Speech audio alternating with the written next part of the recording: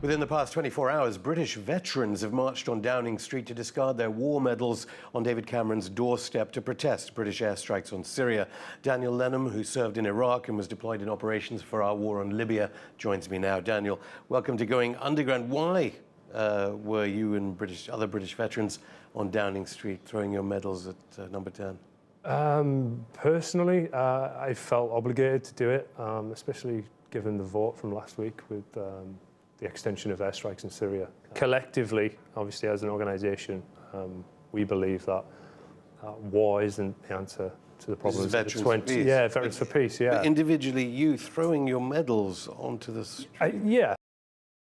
There's a certain subculture within the military that believe that nobility and there's a certain honour with the acceptance of medals. So for me, I think it speaks volumes for me to disconnect myself from that. Before you threw them down, had you been hoping that MPs had begun to learn the lessons of the failed wars in Iraq and Libya?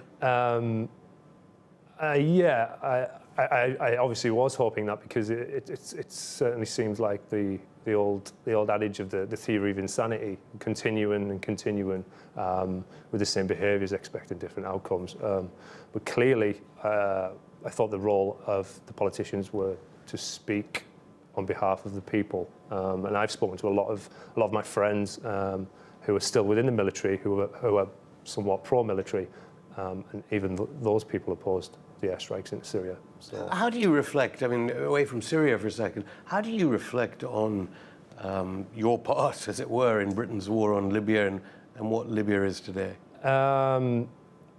It's part of the process and part of the journey that I'm still ongoing with, and it can be difficult to process that because I played a part in especially in the Libya campaign. Of my role was to oversee and also to load weapons to aircraft, knowing that those aircraft were going to fly over Libya and to be released on the population of Libya.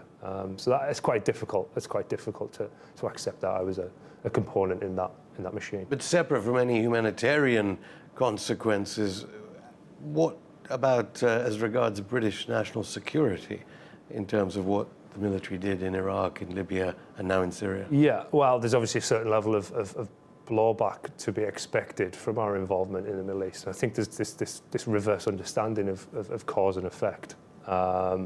We seem to have it backwards, that we believe in order to protect British national interests and security that we have to get involved. And I think more often than not, I think it is the aforementioned blowback from our involvement that then returns back to UK soil. What lies do you think British soldiers are being told right now who are engaged in our wars in the Middle East? I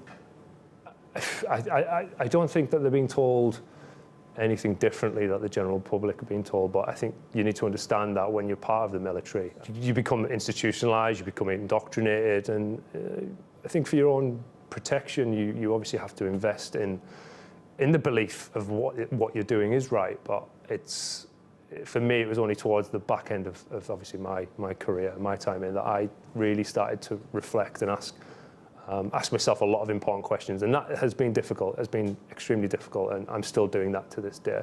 What about the Prime Minister being quoted as saying that people who are opposed to our aerial bombardment of Syria, that they are terrorist sympathizers? I think, personally, it's complete and utter nonsense.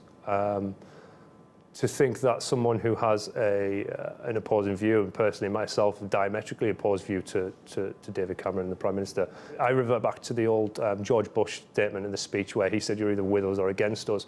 And I think the spectrum is a lot wider than that. There's a lot more colours to it. It's not a black or white thing. It's not a binary thing. There's a lot more to it. So I don't think if you oppose dropping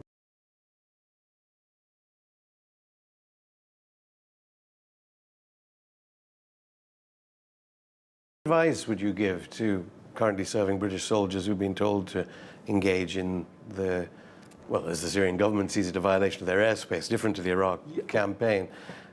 I mean, Do you think they'd be aware even that following orders is no defence in international law? What should they be? I think they are aware, but it's a very difficult system, especially when you're, for whatever reasons, whether that's ideologically, socioeconomically involved within the military.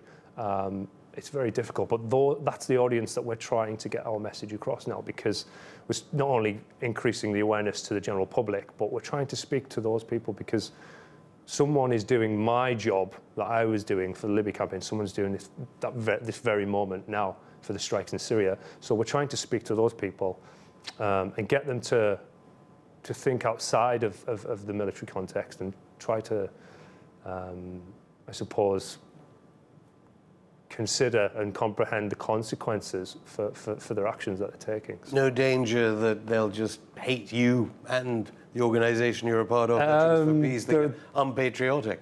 There is that danger, but I always revert to, whenever the patriotism comes by, I always revert to Leo Tolstoy for patriotism, obviously being the last resort of scoundrels.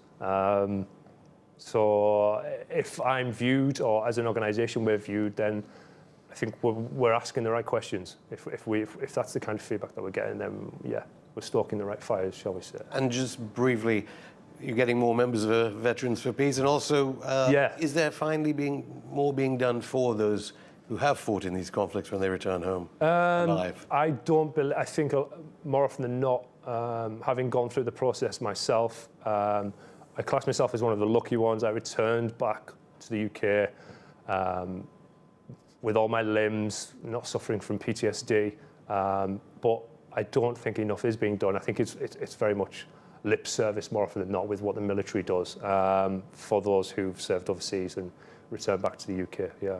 And Veterans for Peace? We are there for the veterans, but we're not dogmatic with our approach. You know, they contact us, and I think even since yesterday, membership, we've attracted, I think, between 10 and 15 members since yesterday, and then hopefully from yesterday's ceremony, then that will just continue to increase and increase. So, Daniel Lennon, thank you. Thank you.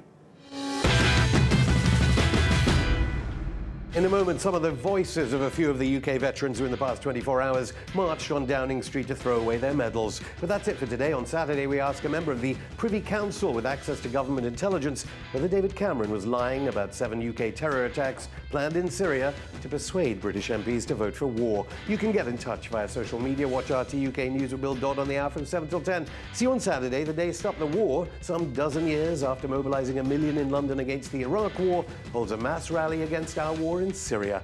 Here's some British veterans. I was brought up to believe that Britain was a good country and that we were involved in just wars. Serving in Afghanistan really hammered home to me the futility of armed conflict.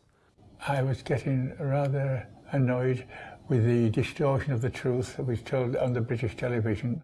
I think it's important that we counter the myths and propaganda that the military push out about these wars. The myth that anything which the military participates in is a noble cause. Here in the 21st century, we are still using violence and military force as a political instrument. I think we need to ask ourselves, are we worth more than that? Invading other nations simply to make rich men richer. Yeah, the reason why I joined Veterans for Peace is that I was outraged by the wars in Afghanistan and Iraq. I believe happy about what's happening in Afghanistan, what's happening in schools where recruiters are going in, and I think there needs to be a counter voice. As ex-servicemen, I think we've got a good platform for people to listen to us. Veterans for Peace is aimed at providing, I would say, a more realistic view of what war really is.